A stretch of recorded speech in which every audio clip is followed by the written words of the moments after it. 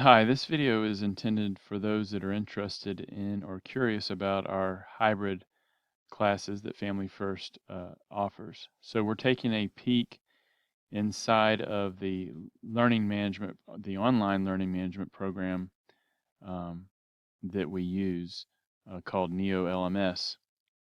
And so here we're at a student's which dashboard, and you see the classes that they are registered in. This was a summer class. This is not really legit. That grade you see there is not really anything reflecting what the student did. But this particular student is taking the Algebra 1 hybrid class and the Culture Geography class. The Algebra 1 class is full-scale hybrid, where we're meeting face-to-face and online. It's where they get their instruction and so forth a lot through here. Culture Geography class is more parent-driven, so this is more about the calendar and submitting assignments and so forth. So we're going to take a look at the algebra class. I'm going to go, well, I could just click on to the class. Actually, let's go back. Here you see, we're looking at some of the different resources and features. Here you see a calendar. If I were, and you also see announcements, and you got to-dos. Announcements are sent by the teacher, and I could click on, any of these messages here if I wanted to, and read the message. But I wanted to show you the calendar feature. If I go to full calendar, notice there's a key code here. Okay, since this student is taking two classes using this LMS, he or she can see on the calendar for each subject, in this case culture, geography, and algebra. But if you go to your individual classes, then you'll just see that particular subject-specific stuff. So here we are in the algebra classroom, so to speak, and everything is organized by lessons and chapters. For example, if we take a look at chapter 9, you've got different sections. Okay, so I'm here in 9.1. I could go to 9.3. Chapter 9, section 3 has to do with the products of binomials. And so these videos, it's not showing up, I think probably because it's I'm sharing the computer file with my computer. But these are instructional videos, and the student can kind of locate themselves as to whether or not they need to watch this video. Again, I'm coming into the middle of a chapter, or middle of a section where we're talking about special binomial products, and it says, most videos are headed with questions or statements. What is a convenient way of simplifying the sum of 2m and 3 squared? What about 3x minus y squared? Watch the following video to learn the answer. So the students assessing themselves, can I do this? Can I answer this question? No, I can't. I better watch the video. Okay, and then they watch the video. You're not going to be able to hear the sound. And of course, it can be expanded for a larger view. Okay, so that's the lessons page. And notice you see like number 50, number 51. These are assignments for practice on a given lesson.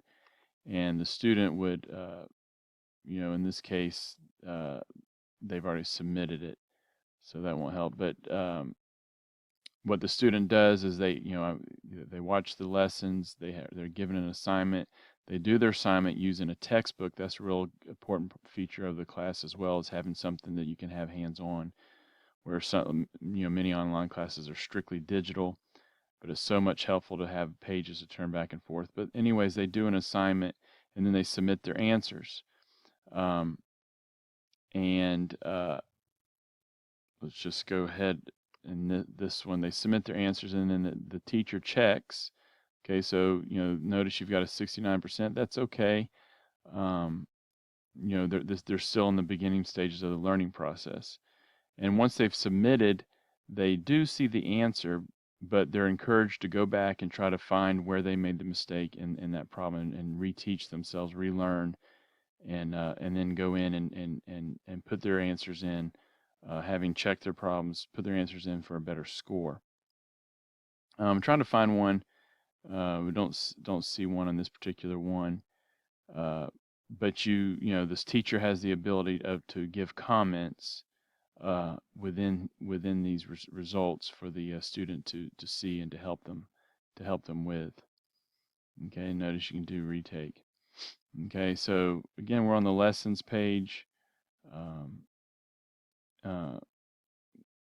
We can go to the assignments and see various grades.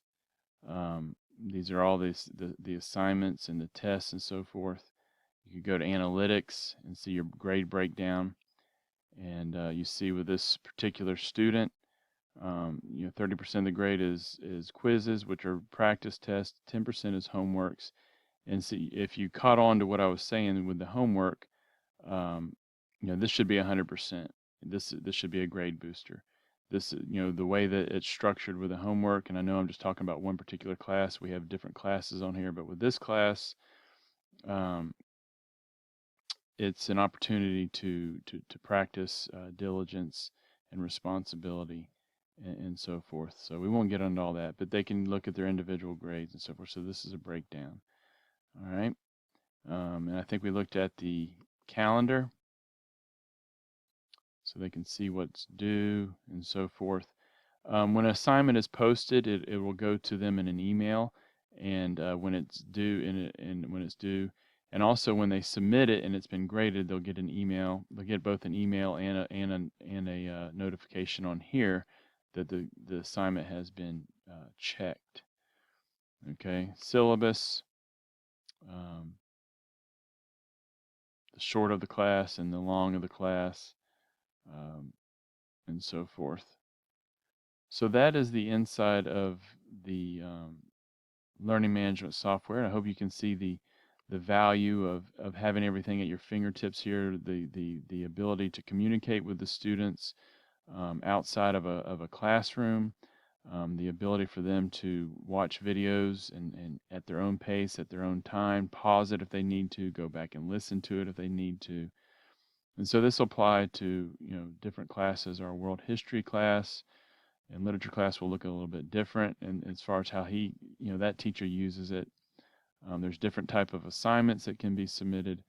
So again, transcending time and space with this, getting outside of the walls and still being able to communicate with both parent and student, get feedback, and there's a lot of great things that you can do with this that allows students that extra touch from their teachers. So I hope this has piqued your interest. I hope this has impressed you. I really appreciate this idea of being able to meet with students face to face, but also outside of the classroom, communicating with both teacher and student. So I'm going to stop there, and hopefully I hit the highlights and that you are able to catch on to the value of what we're doing with our learning management program online. Thank you for your time.